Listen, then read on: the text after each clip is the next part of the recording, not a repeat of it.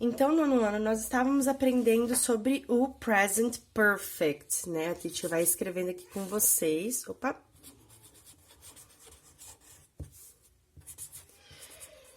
E o present perfect tem como auxiliar o verbo have, que também pode assumir a forma de has. Yes? Aqui fica melhor de ver. Ele tem have para maioria das pessoas e o has é usado para he, she e it. Vou fazer uma revisão, ok, pessoal? Então, o present perfect, ele se refere a ações que aconteceram no passado, mas que ainda tem alguma influência no presente, ok? Ou, por exemplo, quando eu quero dizer que algo tem sido feito, por exemplo, porque o have significa ter, né? E o has. Então, eu tenho estudado. I have, e daí a gente vê a terceira forma do verbo naquela coluna, né? No caso do verbo study, nós não encontramos ele na coluna porque ele é um verbo regular, então eu coloco ed. Nós temos algumas características, lembram do Ginny San Francisco? Ginny San Francisco, que são as palavrinhas-chave que nós usamos para saber que uma frase precisa do present perfect. O just, o ever, o already, o never, o yet, since e for. Hoje, com vocês têm toda essa revisão no caderno. Eu sugiro que vocês deem uma olhadinha, principalmente em relação à tradução, tá, pessoal? Hoje, nós vamos falar um pouquinho sobre o since e o for. O since significa desde algum período específico de tempo. E o for significa por determinado tempo. Eu não sei por quanto tempo é. Pode ser por 3 meses, for 3 months, por 1 ano, for 1 year. Então, ele não é tão específico assim, porque quando eu falo que eu comecei a estudar, que eu estudei por 3 meses, eu não tô sendo tão específico em relação à data. Pode ter sido no começo do ano, no fim do ano, não sei, né? Não fui tão específica na minha fala, ok? Então, pessoal, só relembrando a estrutura do present perfect, nós temos sempre um sujeito, não é? Mais o have ou has, que é o verbo auxiliar, mais a terceira forma do verbo, né? Que é o participle. O participle do verbo, mais o complemento da frase. Ops, agora ficou fácil de ver. Mais o complemento da frase.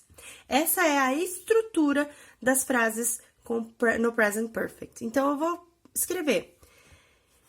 Então, eu uso have ou has. I have.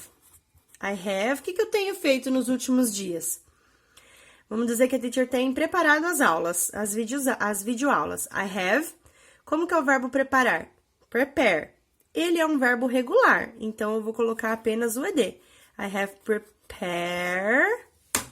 Deixa eu mudar a cor para eu colocar aqui que tá no particípio. I have prepared. O que eu tenho preparado? O complemento, né?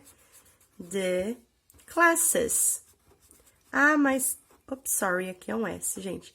I have prepared the classes. Eu tenho preparado as aulas. Mas se eu quero dizer que eu tenho preparado as aulas por alguns dias, então eu vou colocar aquele for, não é mesmo? I have prepared the classes for some days, por alguns dias. Yes? Complementei. O for, ele usa igual a tradução do português, pessoal. Não tem por que eu colocar o por no começo da frase. Eu tenho preparado as aulas por alguns dias, ou pelos últimos dias, né? Ok? Yes? E um exemplo do uso do since, que é o desde.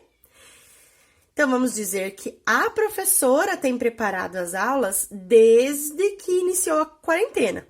Por exemplo, então, a professora é meu sujeito. The teacher. E agora, have ou has? a professora pode ser ela ou ele. Então, quando eu tenho ela ou ele, nós usamos o has. Has o quê? Prepared the classes.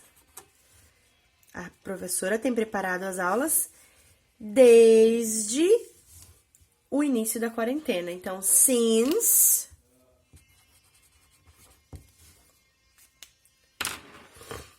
the beginning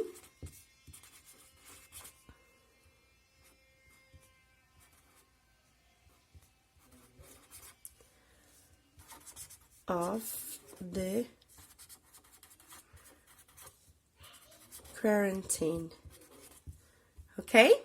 Yes? Então, desde. A mesma coisa com a tradução, pessoal. Nós usamos na mesma forma do português. Eu não vou falar desde que a professora... Não. A professora tem preparado as aulas desde o início da quarentena. Ok? Então, por que a teacher fez essa revisão com o uso dessas duas palavras para se referir ao present perfect, pessoal? Porque a teacher gostaria que vocês fizessem uns exercícios na apostila. Então, agora que a gente revisou as formas afirmativas, pessoal, do present perfect, a teacher vai relembrar com vocês como ele fica na negativa. Então, um exemplo, vou usar o mesmo exemplo. She has prepared. Ela preparou, não vou continuar, para os vídeos ser mais curtinho. Então, na negativa, o que eu coloco? She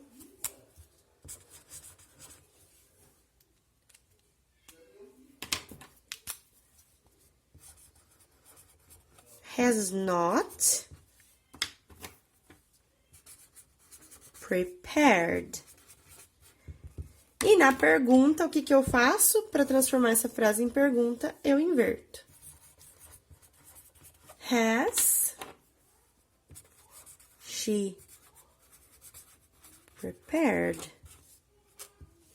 Yes? Lembrando que este has not, ele pode ser substituído por hasn't. É até melhor, tá, pessoal? Substituir ele por hasn't. E o have, vou anotar aqui, porque é has ou have, né? E o have not pode ser substituído por haven't. Yes? Deixa eu mostrar aqui. Have not pode ser substituído por haven't. Beleza, pessoal? Então, gente, o primeiro exercício que eu gostaria que vocês fizessem é lá na página 20 e lá num chamado Mandatory Stop, ok? Ele faz uma pequena revisão ali em cima, porque o for e o since são preposições, né? E elas são usadas com o present perfect.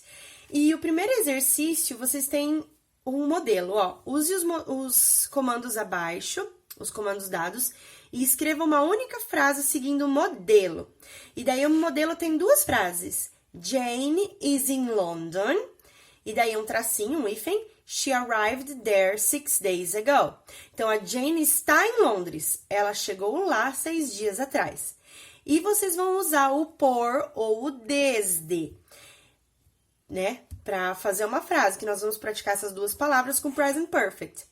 Então, o exemplo que ele dá, como fica a frase, vocês vão mudar a primeira frase para o present perfect. Então, Jane has been in London for 6 days. Então, a Jane está em Londres, tem estado em Londres por 6 dias.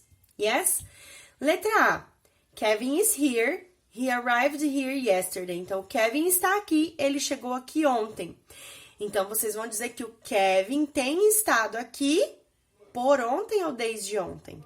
Desde ontem. É isso que vocês vão escrever nas frases deste exercício, ok? Na página 21, o exercício 8 e 9, vocês já fizeram em sala de aula com a teacher, beleza? Yes? E vocês vão agora fazer o exercício 10. O exercício 10, vocês vão mudar, a frase já está no present perfect, e vocês vão mudar o present perfect para a forma negativa e para a forma de pergunta, beleza? Nós temos essa revisão no caderno também, tá bem? Até mais, pessoal!